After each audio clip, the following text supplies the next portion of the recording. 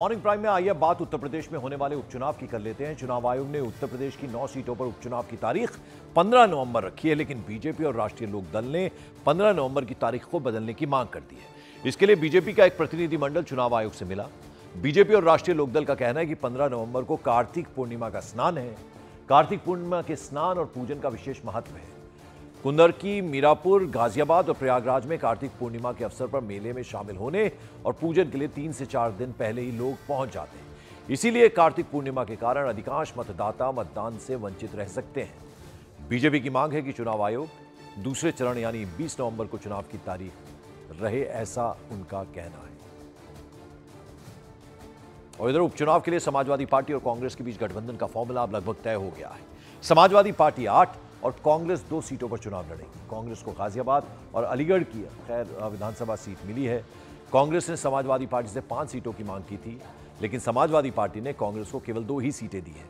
उत्तर प्रदेश की 10 सीटों पर बाय इलेक्शन होने हैं। हालांकि अभी सिर्फ 9 सीटों पर उपचुनाव घोषित हुए हैं।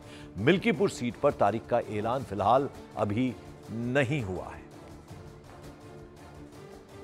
और इधर दिल्ली में व्यापारियों से अवैध वसूली के एक बहुत बड़े नेटवर्क का खुलासा हुआ। दिल्ली पुलिस सूत्रों के मुताबिक तिहाड़ जेल में बंद गैंगस्टर दीपक बॉक्सर ने अपने गुर्गों को दिल्ली के कई बड़े व्यापारियों से अवैध वसूली की जिम्मेदारी दी थी।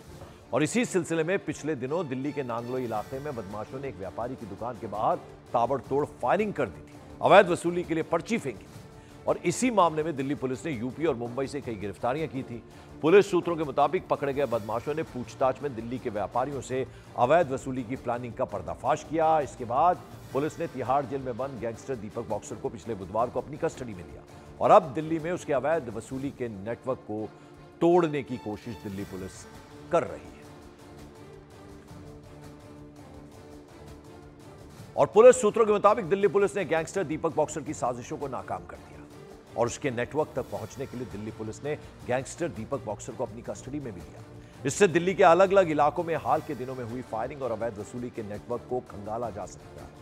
कुछ दिन पहले दिल्ली के नांगलो इलाके में फायरिंग कर बदमाशों ने अवैध वसूली के लिए दीपक बॉक्सर के नाम से बाकायदा पर्ची फेंकी थी। और अब इसी मामले में दिल्ली पुलिस ने अंकेश और आकाश, ये 2 आरोपी हैं, इन्हें गिरफ्तार किया था, जिनके जरिए तिहाड़ जेल में बंद गैंगस्टर दीपक बॉक्सर की अवैध वसूली वाली पूरी की पूरी प्लानिंग का खुलासा हुआ था। और इस बीच चंडीगढ़ से हैरान कर देने वाला एक वीडियो सामने आया है। इसमें एक लड़का बस की खिड़की पर लटका हुआ दिखाई दे रहा है। जानकारी के मुताबिक बस ड्राइवर ने बस का गेट खोलने की बजाय उसकी रफ्तार तेज कर दी। इसी बीच बस में चढ़ने की कोशिश में एक लड़का खिड़की पर लटक गया। लगातार बस का दरवाजा खोलने की बात करता रहा, लेकिन बस के ड्राइवर और कंडक्टर ने दरवाजा नहीं खोला। उल्टा 2 किलोमीटर तक बस को सड़क पर दौड़ाते हुए ले गए। गनीमत रही कि लड़का बस से गिरा नहीं, वरना एक बड़ा हादसा हो सकता।